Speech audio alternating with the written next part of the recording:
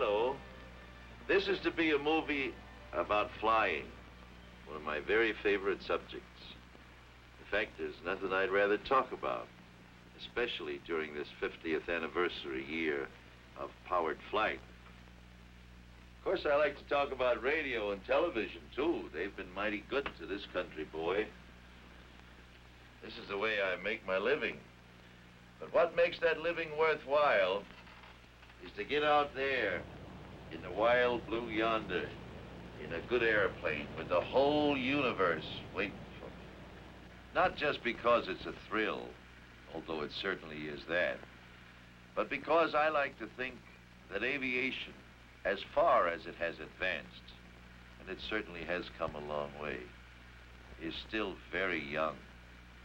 Oh, we've come a long way since the days when my good friend, the ace of aces, Captain Eddie Rickenbacker, used to fly around in France in those Spads. The Dean of Aviation. Just think, he's been flying for nearly 40 years. Why, it's only 50 years since the Wright brothers. You know, they call me one of the old-timers in aviation, but I didn't begin to fly in earnest until 1929. Gosh, that's almost 25 years ago now, isn't it? But you know, I've done more flying in the last 3 years than I did in the first 22. Here, let me show you. I have been commissioned in the Naval Reserve since 1939, but because of an old injury to my legs, the Bureau of Medicine and Surgery wouldn't clear me for military airplane flying until 1950.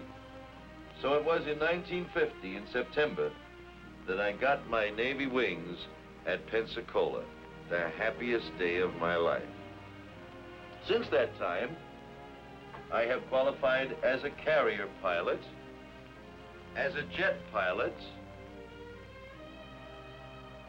as a helicopter pilot, and here is the coveted Navy green ticket, the highest instrument rating given to Navy pilots. Of course, I'm very proud of all of these military certificates. But here's one here that makes me very, very, very happy. This is the certificate that Captain Eddie Rickenbacker gave me recently, making me an honorary captain in Eastern Airlines. As I was saying, planes have come a long way in the last 50 years. Here's one very much like the one that the Wright brothers used to make 40 to 50 miles an hour. There's still one or two of these around, too. It's a funny-looking affair, but most of the basic principles we use today were developed in this plane. It didn't fly high, and it didn't fly far, but by golly, it flew. Looks kind of like an overgrown box kite, doesn't it? Well, you can take it from me, it feels like one, too, when you're up in it.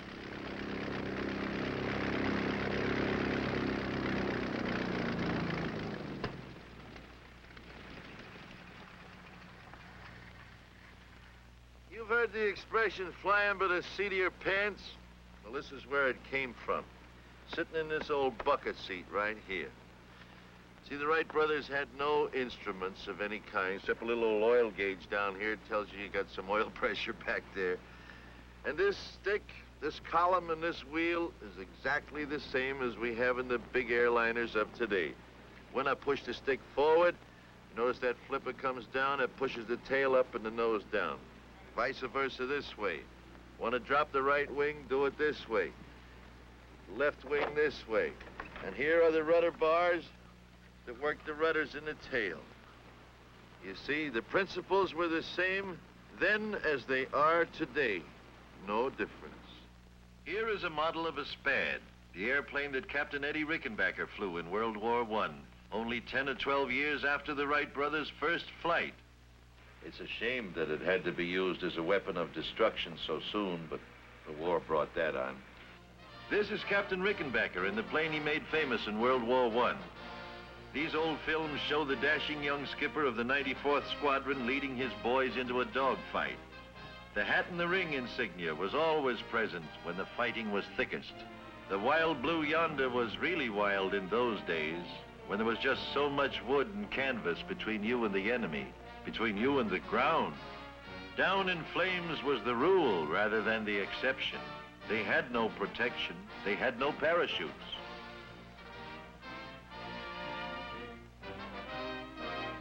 Yes, they paid a high price, but it was through Captain Rickenbacker's exploits in World War I that the terrific fighting power in the airplanes was made known to man. This little Spad carried a very powerful engine for those days and often flew up to 135 miles an hour straight down. There aren't many of them left, but here comes one of those old-timers now. And look who's flying it. It's Captain Eddie, the one and only, Captain Rickenbacker. Hey, wait a minute. I want to get in this scene myself. Oh, Arthur. Captain Eddie. How's it feel to be at the controls of this old baby again?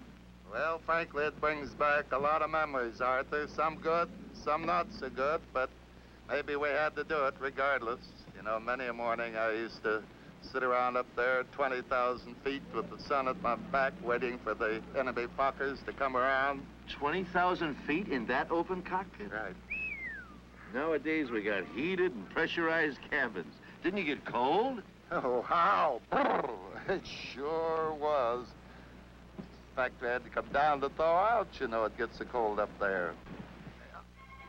Yes, Arthur, it's a wonderful little ship, in spite of the fact that it's made up of wood and wires and struts and slack and tape, pulled together with all of these wonderful combination of gadgets. In fact, the matter is, the only metal in it, the engine and the machine guns. Yes, quite a change. And in 30 years, too. True, and on the other hand, when you take a look at the beautiful super constellation, all metal. One end to the other, aluminum, steel, brass, copper, in fact, every kind of metal known to science is involved in its structure. Just take a look at that super constellation, folks. 114 feet long, with a wingspan of 123 feet. 4 of the latest compounded engines of 3,250 horsepower each. Do you realize how much power that is? Why, each engine has more power than a locomotive. This plane can fly up to around 400 miles an hour, and we are going to take a ride in it. Let's hear what Captain Eddie is saying. Arthur, one of those wheels weighs almost as much as a Spad. By the way, here comes your crew. Oh, hello, Dick. Hi, Dickie boy. Hiya, Captain. Hiya. Hello, you. Hello, Captain. Nice to see you. Hello, Captain. Arthur, we're due out of here 2 o'clock. Just 1 hour from now. I'm ready. Well, as long as you fellas are going to do the flying, I might as well go on. Have a good trip. So long, Okay. guys. Thank you, So Captain. long. What a guy. Well, now we're going to take you on a regularly scheduled flight from New York to Miami. Only this time, you're coming up in the cockpit with us, and we're going to show you what goes on behind the scenes. Well, Hugh, how are we fixed? Okay, sir. I'll see you on board. Good. Now, folks, I want you to meet my co-captain for today's trip. This is Captain Dick Merrill. Over 25 years with Eastern Airlines. One of the grandest guys and one of the best pilots who ever lived. I'm sure you know of his exploits as well as I do. To name one, he was the first pilot to fly a commercial flight across the Atlantic and return. What do you say, Captain?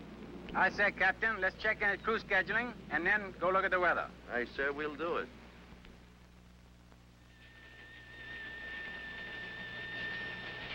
Oh, boy, look at that beautiful high. Yeah, but look at this front back here. See, how fast is that front moving? About 25 miles per hour to the east, Captain. Here's the latest map.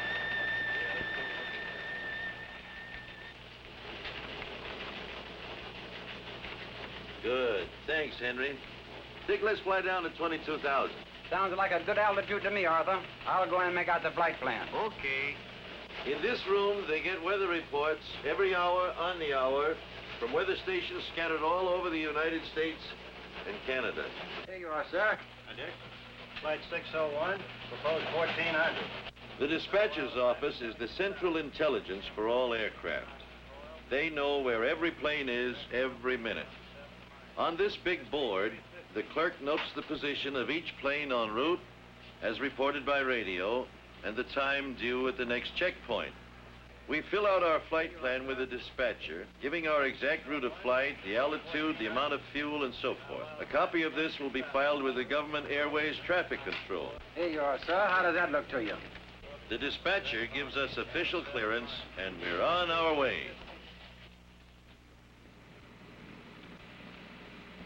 Everything okay, you? The ship is ready, sir. 88 passengers, Captain. Gross weight 112,000 pounds. Another full load, eh? Thanks, Al. That's what I like to see. Now, for you folks who've never been up on a flight deck before, this is it. The captain and the pilot have the flying controls at their fingertips at all times. While over here, the engineer is very busy with the engine instruments.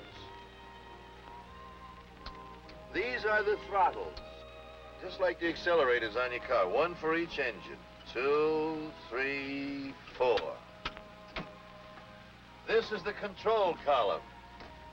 And with it, you fly the airplane. To the right, to the left, down, up, and here are your rudder pedals down below.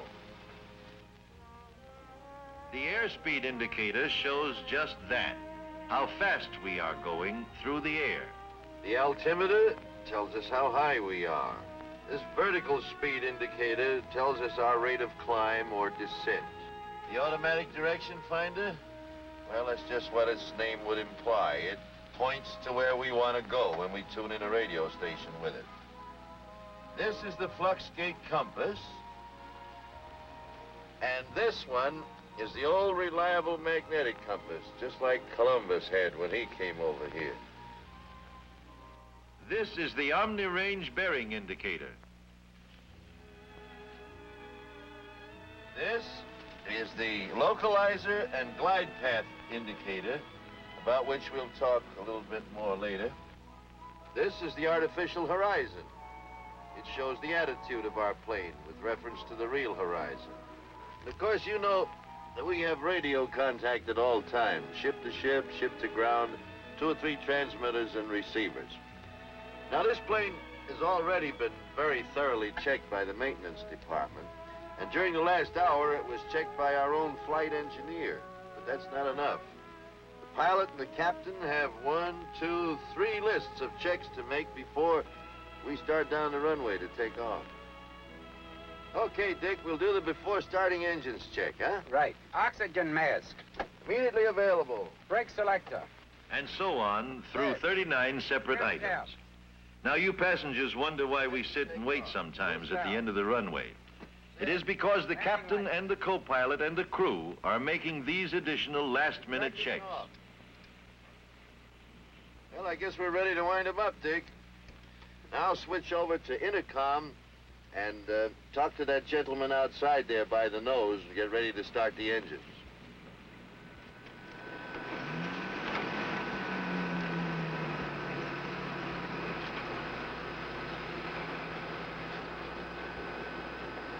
Ground to cockpit. Clear to start. Ready to start.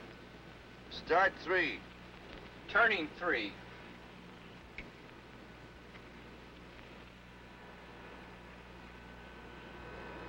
Contact 3.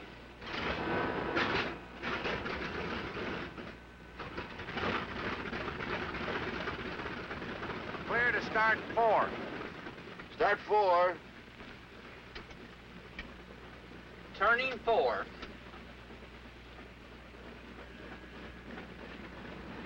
As soon as the second engine starts, the ground crew checks with the cockpit. Hydraulic pressure up. Now the safety pins can be removed from the 3 landing wheels. Otherwise, they could not be retracted when the plane is in the air. Clear to start 2. The same routine is followed for each engine.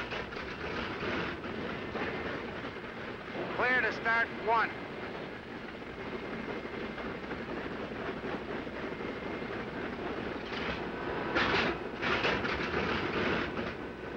When the engines are all turning, the cockpit team goes through another checklist routine.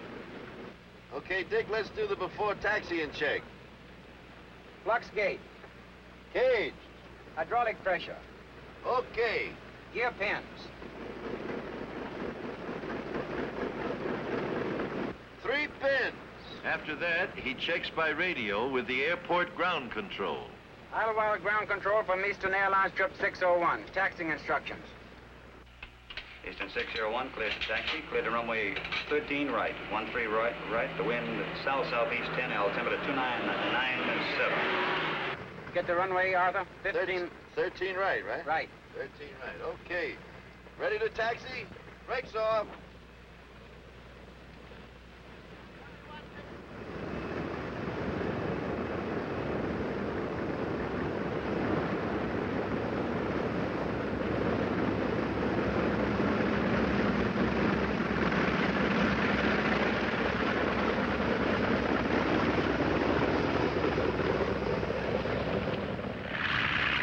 Ground control having given us permission, we taxi over to the warm-up block.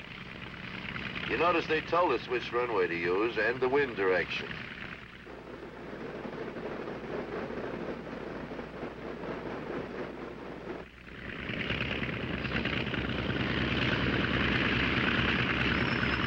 At the warm-up block, we go through the next, or before takeoff check. Trim tabs. Set. Flight instruments. Okay. Pitted heaters. Off. Mixtures. 11 items are checked this time. The last check before the plane leaves the ground. Ready to check mags. Number 1.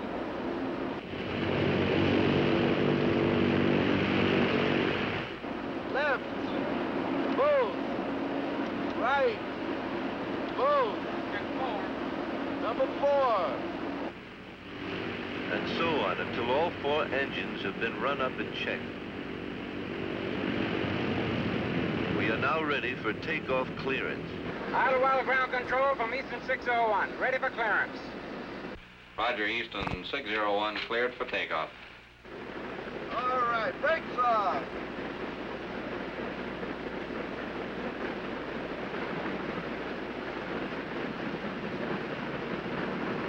We're clear for takeoff.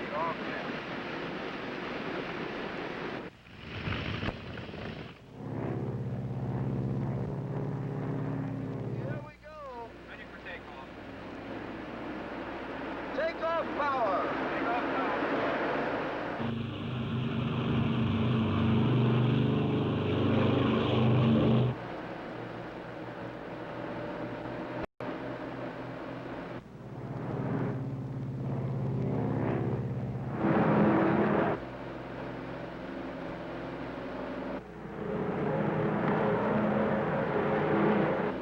Gear up.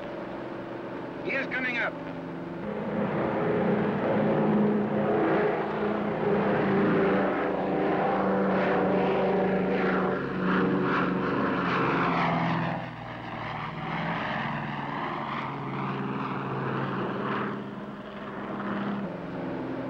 There you are. See how easily she wanted to get off? Big as this Super Connie is, she wants to fly right on off of there.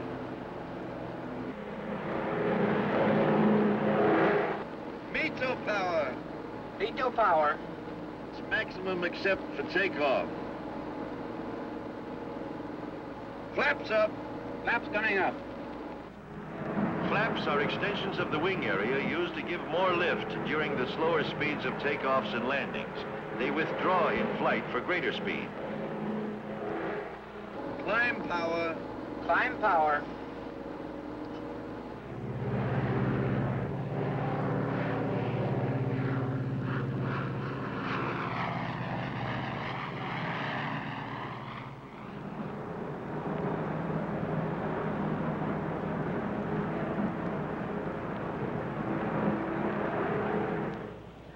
Here for magazine, sir.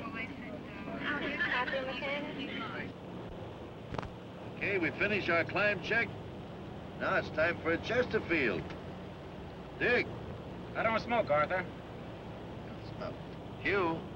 Okay, thanks. You get down on the deck, you buy them by the carton, see? Indubitably. What? Yes, sir. I thought you wouldn't wrap your tongue around that one twice. Building up his par.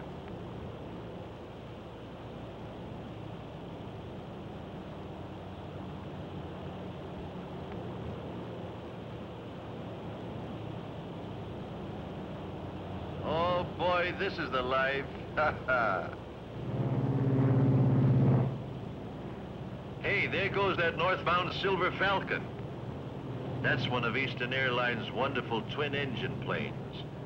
The new type that has superseded the beloved old DC-3. It's the most advanced twin-engine commercial plane in the air today. She carries 40 people at a cruising speed of around 300 miles an hour. One of the most comfortable airplanes you could ever ride in. Eastern uses them to pick up passengers from intermediate points to connect with these big super connies. It's a wonderful airplane, that Silver Falcon.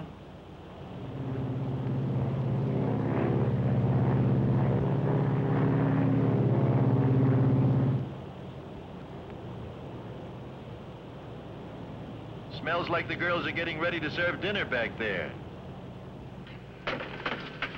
Gwen, the water's hot for tea if anyone cares for anything. Thank you, Al.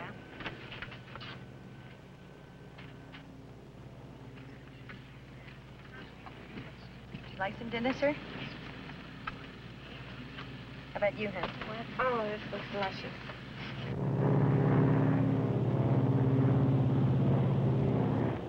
Okay, let's level off here. Cruise power. Cruise power. Now, people often ask me, I can figure out how you do this in good weather and over land, but how do you navigate when you're up over the clouds and over the ocean? Well, honestly, it's so simple, I hate to tell you. Well, for direction, we have the compass, the automatic direction finder, and the Omni range receiver. Let me show you how that works. Dick, take over for a minute, will you? Look, let me show you how it works.